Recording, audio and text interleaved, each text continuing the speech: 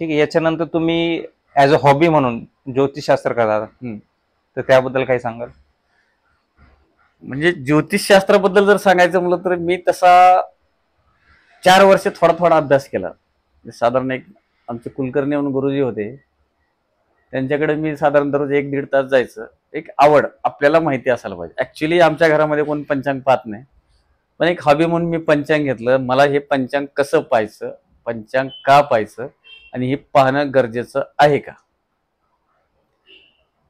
तर त्याच्यात मला असं की तुला माहिती पाहिजे. तू ब्राह्मण आहे, ब्राह्मण म्हणल्यास पंचांग माहिती पाहिजे.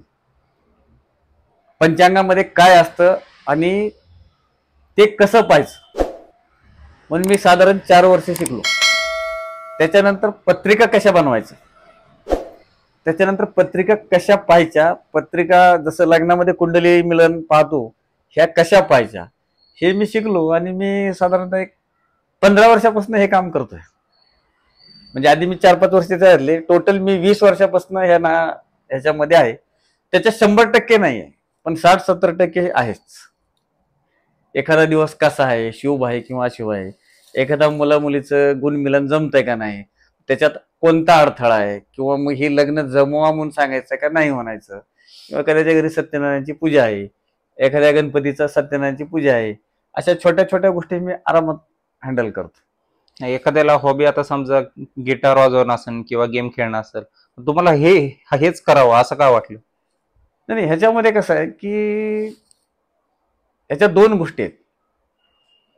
पंचांग हे खगोलशास्त्राशी निगडीत आहे. आता दाते पंचांग 100 वर्ष पुढचं ग्रहण कधी आहे ते आज सांगतात, आणि आपण ते वेळोवेळी पाळत पण आलो. आता उदाहरणार्थ, आता या वर्षीची दिवाळी आज आपल्याला माहित नाही, पण इथून पुढच्या 50 वर्षाची दिवाळी कधी आहे दात्यांना माहिती आहे. हे थोडं मला वेगळं वाटलं. आणि हे खरंच त्याच वेळेला घडतंय का हे आपण क्रॉस चेक करतो ना. या वर्षी संक्रांत 15 जानेवारीला आहे, नाही यावर्षी 26 ऑक्टोबरला दिवाळी आहे, गेल्या वर्षी 11 नोव्हेंबरला होती. हे खरंच मॅच होतंय का. समजा सूर्यग्रहण आहे, दातेने सांगितलं सूर्यग्रहण खरंच आज दिसणार आहे का, कंकणाकृती आहे का, कसं आहे बघू बरं. हे मी 2-4 वेळा क्रॉस चेक केलं आणि ते बरोबर होतं ना. सूर्यग्रहण म्हणा, चंद्रग्रहण म्हणा, समजा ह्या वर्षाचे ग्रहण दिलेले आहेत, आपण आज वाचतो. समजा डिसेंबरमध्ये ग्रहण आहे, हे डिसेंबर मधलं ग्रहण मी आज वाचतोय एप्रिल मे मध्ये, मग डिसेंबरमध्ये मी क्रॉस चेक करू शकतो आणि खरोखर त्या दिवशी ग्रहण येतं ना, मग मला याच्यात थोडा इंटरेस्ट वाटला. नाही, हे आपण याचा अभ्यास करावा, हे दिसतंय कसं आणि का दिसलं पाहिजे, आणि आवड लागली मला. पंचांग बद्दल काही सांगू शकाल? तर पंचांग काय असतं, म्हणजे ते वाचावं लागतं कोण? नाही, पंचांगामध्ये कसं आहे की पंचांग म्हणजे पंच अंग, कुठलीही गोष्ट त्याचं नावच आहे पंचांग. 5 अंगाने क्रॉस चेक करता येते. एखादा समजा वाईट दिवस आहे, तो 5 अंगानं वाईट आहे का 4 अंगानं वाईट आहे, ह्याच्यात कसं आहे की एक रस्ता सांगतोय हे अशुभ आहे, एक रस्ता सांगतोय मध्यम आहे, 3 रस्ते सांगतात सरासरी बरोबर आहे. पंचांग म्हणजे एखादी गोष्ट 5 अंगाने क्रॉस चेक करणे, म्हणून पंच अंग, म्हणून त्याचं नाव पंचांग आहे. 5 पैकी 3 आपण सरासरी मेजॉरिटीमध्ये जायचं. पंचांग प्रमाणे कुठलीही गोष्ट 100% पृथ्वी तलावर घडू शकत नाही. आपण एखादा म्हणतो की दक्षिणमुखी घर अशुभ आहे, पण त्याला पण पर्याय आहेत. दक्षिणमुखी घर जरी असलं तरी त्याच्या पुढं 15 फुटावर काहीतरी असलं पाहिजे. आता लक्ष्मी रोड आपला अख्खा दक्षिणमुखी आहे, 1 नंबरची उलाढाल होते, मग दक्षिणमुखी असेल तर ते अशुभ समजायचं का? नाही, त्याला पर्याय आहेत.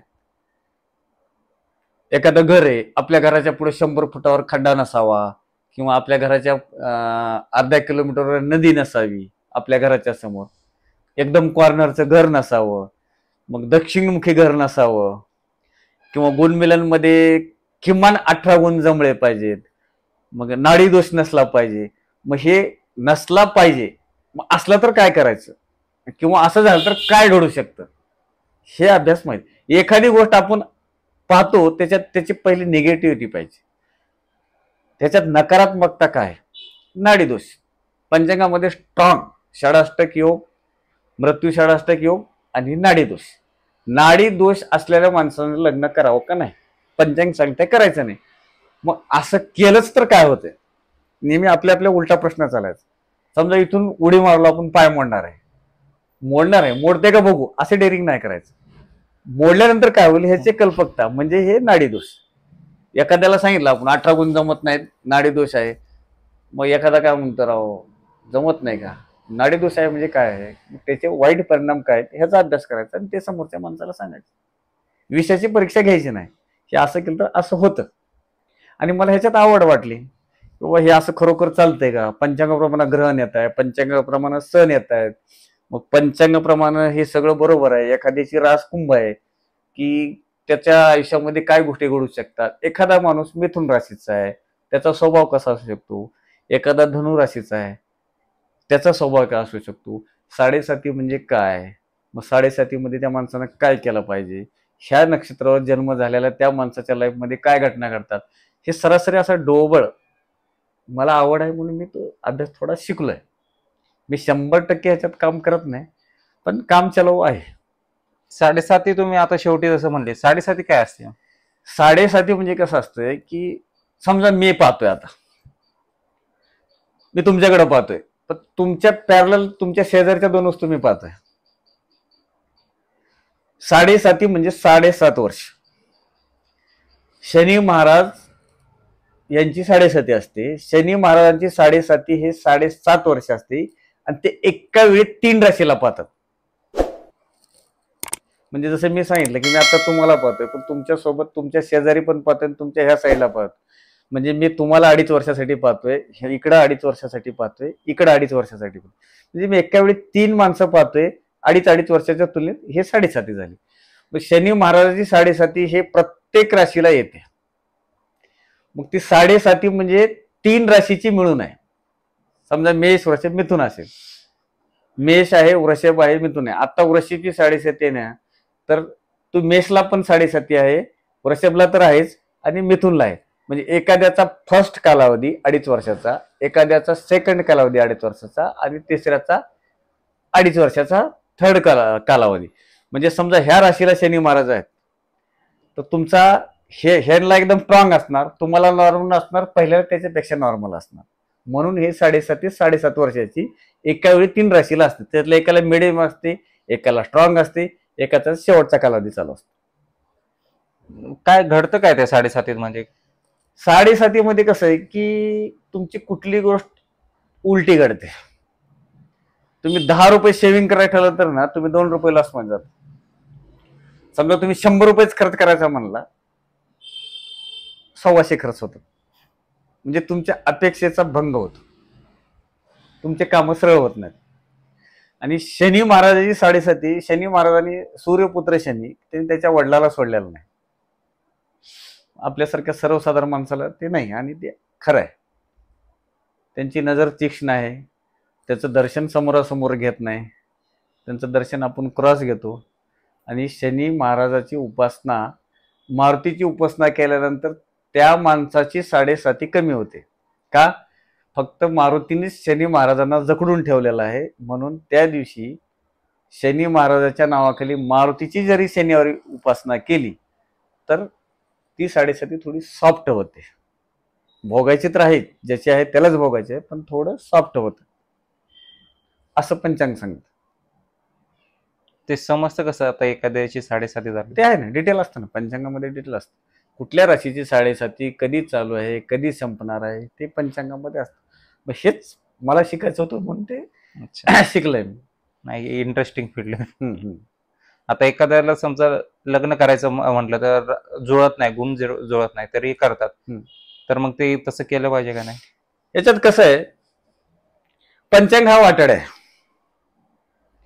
पंचांग हे फक्त गाईडलाईन आहे. आता आपण दोघं मित्र आहोत, आपण एकमेकाला किती ऍडजस्ट करून घ्यायचं हे आपल्यात आहे. समजा पंचांगानं म्हणलं तुमचं जमणार नाही, तर आपण दोघांनी ठरवलं आपण भांडायचंच नाही, इथं पंचांग फेल जाऊ शकतं ना. आपण भांडायचंच नाही, आपण जोपर्यंत हयात आहेत आपण भांडायचं नाही, हे आपण जर दोघांनी पक्क ठरवलं.